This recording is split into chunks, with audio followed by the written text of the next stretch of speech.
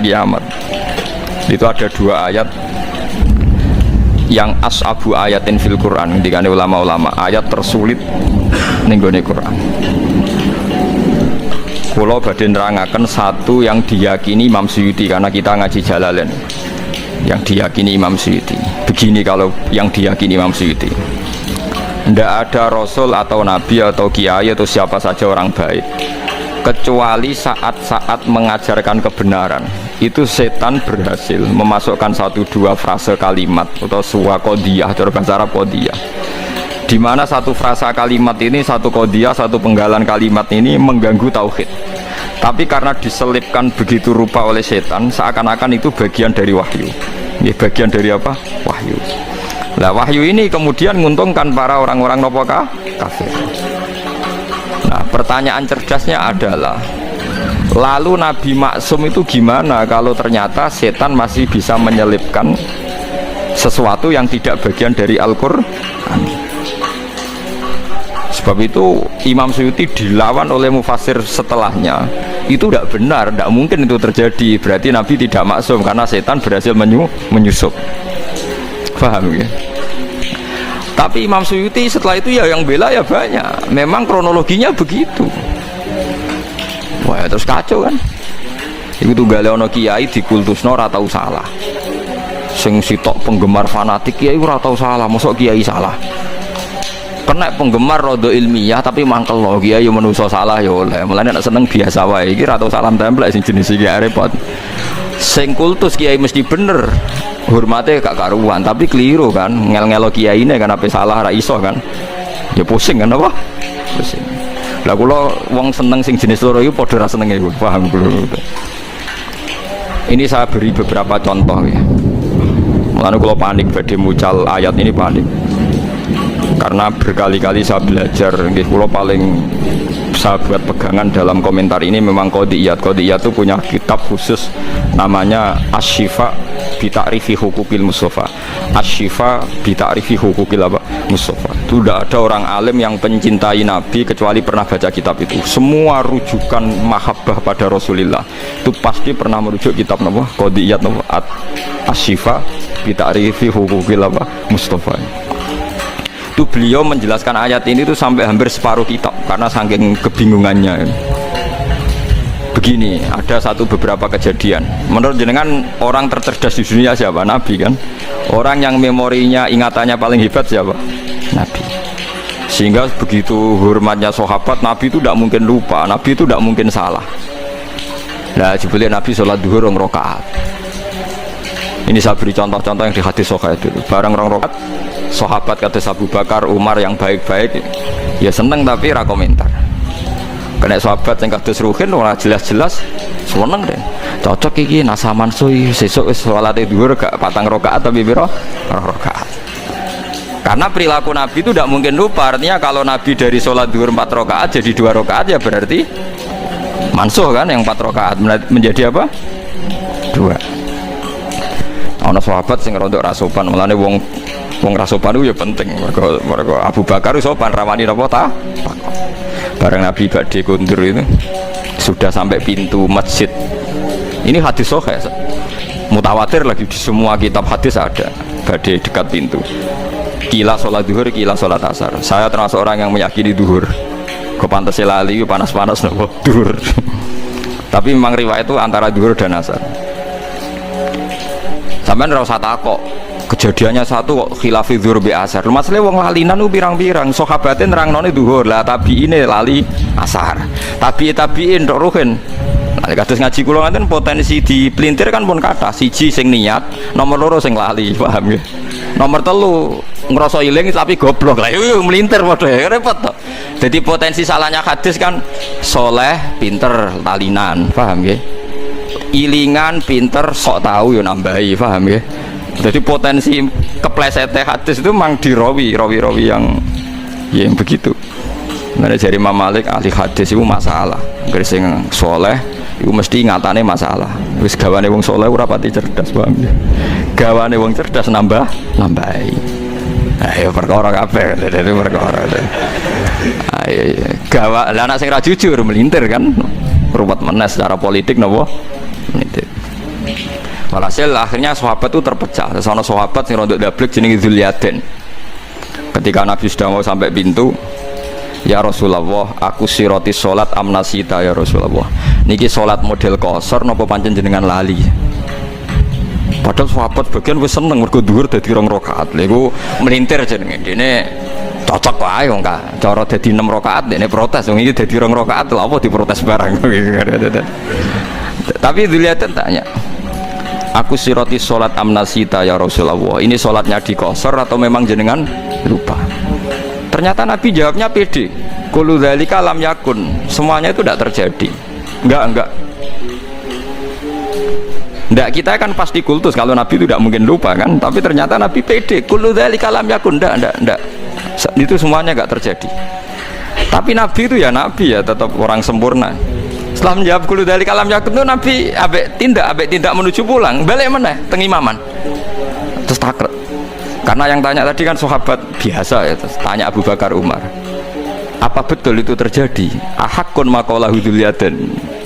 Ahakun maqalahu Dzulyaden. Apa betul yang dikatakan Dzulyaden itu? Sahabat semua bilang qalu na'am ya Rasulullah, iya ya. Dan Abu Bakar orang ngomong, saiki malah ngomong perkarane Nabi. Nah, resiko sahabat khusyuk kan repot juga. Akhirnya Nabi tenang mawon. Badhe dijawab na'am, Nabi takbir lagi Allahu Akbar, terus nambahi 2 rakaat. Terus selesai. Lalu wong fikih itu paling bingung ngadepi hadis itu. Lha iku omongan ping pira wae. Tapi aja tiru. Iku ora trimo omong-omongan, bantah-bantahan barang. Lha iku Nabi langsung nambahi 2 rakaat. Ya terus salam pulang. Itu berarti satu peristiwa Nabi lupa dan ngalami beberapa nopo dialek.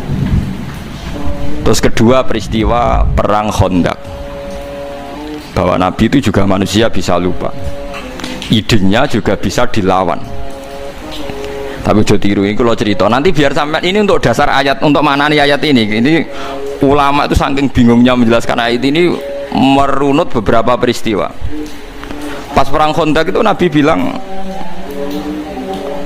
Khandaq itu kan kalau di Quran Ahzab, eleng-eleng ya, napa? Ahzab itu koalisi, jamu hizbin, beberapa pasukan. Karena orang Yahudi Quraidah dan Nasoro Najron dan kafir napa? Quraisy itu berkoalisi, bersekongkol ngelawan Nabi. Disebut napa? Ahzab. Jadi perang ini pasti dimenangkan orang kafir. Orang kok mungkin, tapi pasti dimenangkan orang kafir karena sangat tidak imbang. Nah ketika Nabi tidak imbang tuh Nabi ya lucu ya, Nabi ya ketok Nabi ini. Ya Rasulullah, ini perang tidak imbang, menurut anda gimana? Jawab Nabi, ya senteni ae nang Madinah, nak diserang ya dilawan, nak ora ya wis mati Allah. Nabi nganggep mati kan biasa, mati ra Allah. Mati apa? Syahid. Ya nek sahabat sing cerdas sing ya cara ra sahabat ya darani kurang ajar, tapi wong ndekne wong sahabat. Ya Rasulullah, niki wahyu napa pendapat pribadi ya harus segera. Jadi selalu ada sahabat. Mulane santri ra sopan ya ana hikmahe. Ya Rasulullah, ini ara'yun turaka am wahyun. Iki pendapat sing jenengan melihat itu atau ini wahyu? Jadi Nabi cek tentang maksud piye jadi Nabi. Ya kalau itu wahyu ya sami'na wa ata'na, tidak akan mengurangi dan tidak akan menambahi karena ini yang berkehendak Allah. Tapi kalau itu pendapat jenengan, saya punya usul. Jadi Nabi, gak itu pendapatku. Lah ini hadis enggak, ini pendapatku jadi Nabi. Begini ya Rasulullah, perang itu kalau kita potensinya kalah, itu musuh dipapak di luar. Jika kalau kita kalah, anak-anak kecil bisa diselamatkan, perempuan-perempuan bisa diselamatkan. Suatu saat mereka jadi besar, tetap mengawal Islam. Tapi kalau kita di kampung, sekali kalah itu anak istri kita habis. Kita kehilangan generasi. Dari Nabi, al-qaulu qauluk, itu pendapatan yang bener. Akhirnya disepakati, dipapak di Khandaq, tembudi Khandaq. Setelah di Khandaq, gak rasional juga, tetap kalah kan. Terus dari Nabi, aku itu Nabi, rohku urusan akhirat, paling nak dunia pinter gue. Akhirnya Salman Al-Farisi punya ide bikin apa? Khandaq. Saya ini orang Persia ya Rasulullah, kita ini kalau perang tidak imbang itu bikin apa? Khandaq. Ukurannya gimana? Pokoknya kuda terbaik ora iso menculot. Terus damel napa? Khandaq. Kira-kira napa jurang ini kuda terbaik ora iso napa? Menculot. Terus akhirnya bikin Khandaq. Terus Terus ketiga peristiwa perang Bani Quraidah. Nggih ngoten ketika Nabi berkali-kali ragu nggih ditakoki. Ya Rasulullah ini pendapat pribadi apa wahyu? Gak iki pendapatku. Nah, Nabi jujur antarané wahyu ben. Saiki kan mboten. Kiai ngomong ikhlas ngaji kudu ikhlas. Saiki jarang mau ikhlas. Gak salam tempel grembeng. Lucu kan. Itu kan kalau Nabi ndak jujur apa pendapat pribadi. Ya kowe pidato misi agama apa misi apa? Jujur, paham ya? Nek nak jujur hebat, apa? Berani jujur apa? Hebat. Lah walhasil dari sekian peristiwa itu ternyata Nabi potensi lupa itu ada. Dan datanya banyak. Tapi jelas. Nah, kamu udah usah ragu Nabi alati enggak perlu karena setiap Nabi lupa itu datanya jelas dan Nabi ngakui. Nah, semenjak itu Nabi ngendikan masyhur itu. Kalau apal hadis itu. Ma kuntu ansa walakin unassa li asunna. Kula baleni malih nggih. Ma kuntu napa? Ansa walakin unassa li asunna. Aku iku ora tau lali, tapi diparingi lali ben dadi sunnah. Lan iki nek sering lali, alhamdulillah sanggep bae rontok anut sunnah napa Rasul. Wah, jadi kaya kowe di hafalan Quran kadang yo nglali, salahnya wong sak donya yo tahu lali. Dan Nabi pun pernah ngendikan begitu. Rahimallahu fulanan laqad azkaroni ayata kita wa kita kuntu unsituha. Muga-muga cahku diwelasi pangeran. Oleh deres kok rontok banter. Aku krungu. Sehingga aku iso eling ayat sing aku diparingi lali. Bahkan sekali bernabi sanu qri'u kafala tansa. Iki jek ana napa illa masyaallah. Jek ana istisna illa masyaallah. Walhasil Nabi itu saya tidak lali, tapi diparingi lali ben dadi sunnah. Nah semenjak itu kalau sholat lali, omongan kabeh mau dianggap lali. Ya wes akhirnya nggak dianggap omongan sing batal nopo sholat. Paham gitu. Terus Nabi ya nate sholat wonten dugi imaman, mun badhe takbir, terus pulang. Ketika pulang tahu-tahu Nabi setelah itu terus sudah mandi sholat lagi. Ditanya, saya lupa belum mandi junub. Ya biasa Nabi ora sok suci kowe ono isin Nabi tenang mawon. Jadi banyak sekali peristiwa yang menunjukkan Nabi itu lupa. Ya tapi itu tadi ya sama ndak usah ragu tentang wahyu karena lupanya jelas dan dikonfirmasi dan itu masalah lupa. Nah, kalau begitu kasus ini normal, kasus ini normal. Yaitu Nabi membaca Quran afara'aitumul lata wal uzza wa manata tsalisatal ukhra. Mestinya terusannya ayat kan alakumudz zakaru walahul untha tilka idzan qismatun diza. Tapi ndak. Tahu-tahu setan itu menyuarakan satu suara padahal ayatnya kan kamu apa tahu Lata dan Uzza, nama-nama berhalanya orang kafir. Wa manat wa Lata Uzza napa? Manat. Tahu-tahu para sahabat dan orang-orang kafir itu terdengar cara Jawa seruwing-seruwing krungu pokoknya ana ayat tilkal ghoronikul ula wa inna syafa'atahunna latur tajar. Wah iku wasilah-wasilah sing luar biasa lan somben Lata Uzza iso nyafaati. Lah akhir surat Najm ra ana sujud tilawah. Ana sujud napa? Tilawah. Gitu. Akhir surat Najm sebut itu. Sebut anahu adhaka wa abka wa anahu amata wa ya terus sing sujudnya pas grebut itu surat Najm nih. Wa najwi idza wa ma dalla sahibu wa ma huwa ma yantiqu anil hawa in huwa illa wahyu yuha allama syadidul sing guri-guri napa ya afaro sebuti seperti afaro'ay talil akta atau kalau ain tahu ilmul ghaibi fawa yara amlam yunabba bima fi sumsa wa ibrahim alladhi wa fa'ala taziru wa ziratu isra ukhra. Pokoke sak terus niku wonten sujud. Lah ana sujud niku wong Islam ya sujud, wong kafir sujud. Aneh kan? Kanjeng Nabi kaget. Tumben wong musyrik do gelem napa? Sujud. Nah, ketika Nabi janggal setelah sholat itu Nabi ya aneh. Wong Islam ya krasa aneh. Lho wong kafir kok melok salat. Ya kok ngakoni. Nah, terus setelah sahabat do jagongan-jagongan itu ngerti. Jare wong kafir tumben Muhammad tapian. Lah piye? Gelem ngelem pangeranku. Biasanya tukang misoi iki kok apa? Ngelem. Biasanya tukang napa? Misoi. Syatmul alihah maknane misoi. Ora iso nak maknane gaya Jogja. Mbok les piye maknane syatmul alihah misoi. Nabi misoi. Wong lafate syatmun kok. Ya tetep maknane apa? Misoi. Akhirnya ditanya-tanya, ternyata ada bacaan tilkal khoronikul ula wa inna syafa'atahunna la turtaja. Akhirnya Jibril datang ketika Nabi resah, terus Jibril teko, ya Muhammad, tadi pas anda baca Quran itu diperdengarkan oleh setan ada seakan-akan ayat itu dan mereka menerima. Nah, itu mau terus Allah Ta'ala fayansakhu wa huma yulqis syaitan. Terus yang ayat-ayat yang bikinannya setan diambil, terus sumayuh kimu wa hunapa ayati. Tentu terus disortir lagi bahwa ayat itu udah ada.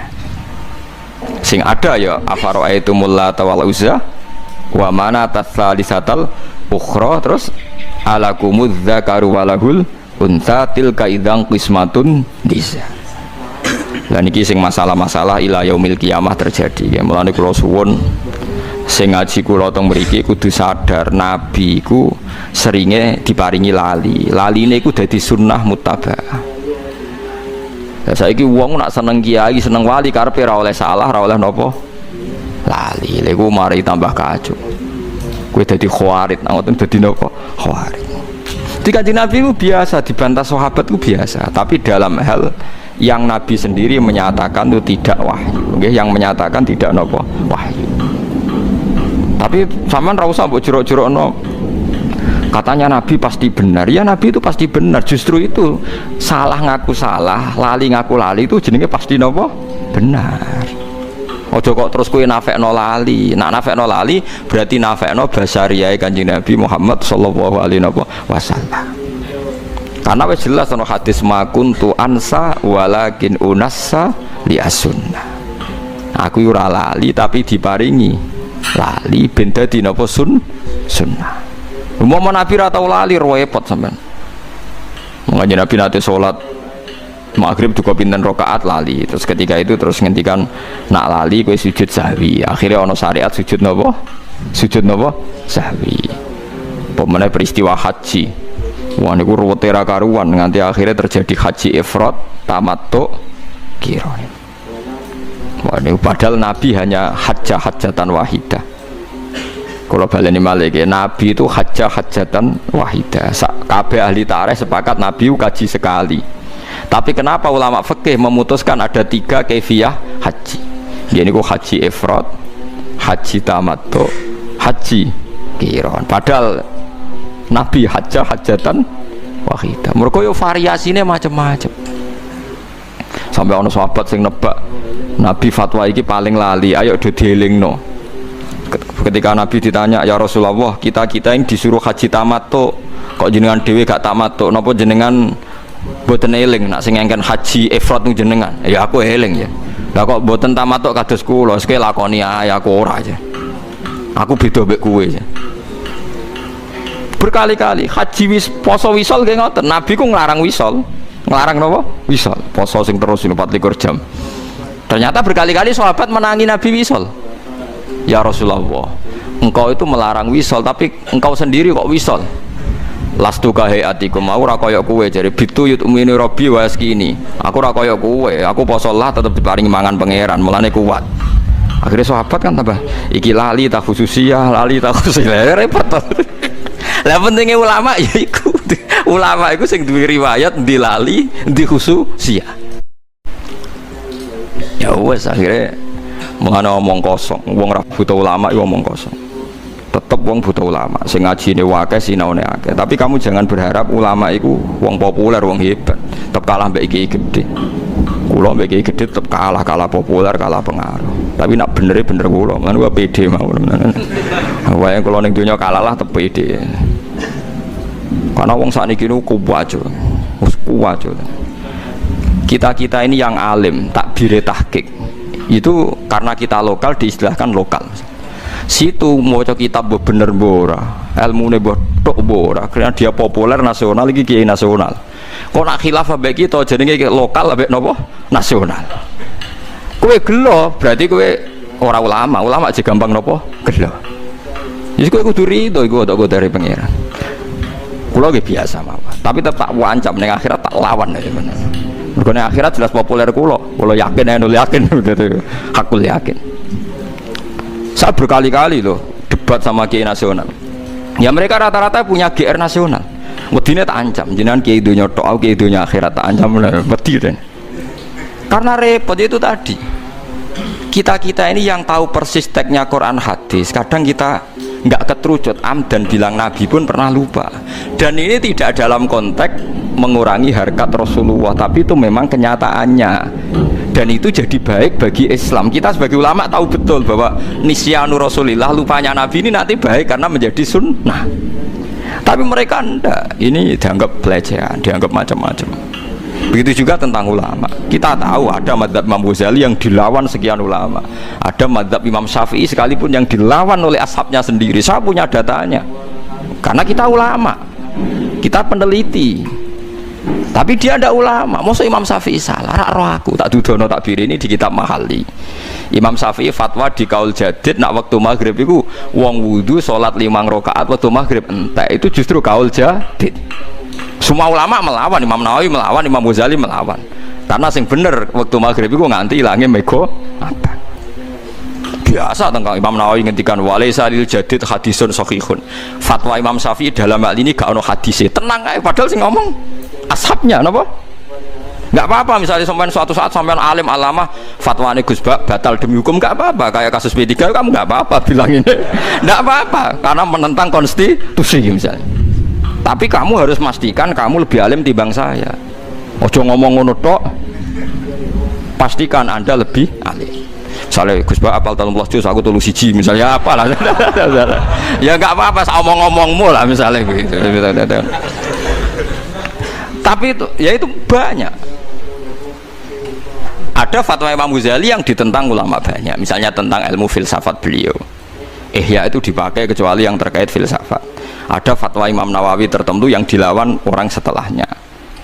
Zaman kalau Aji Takrib Pak bingung. Hadza masohahu Nawawi fi Raudhah.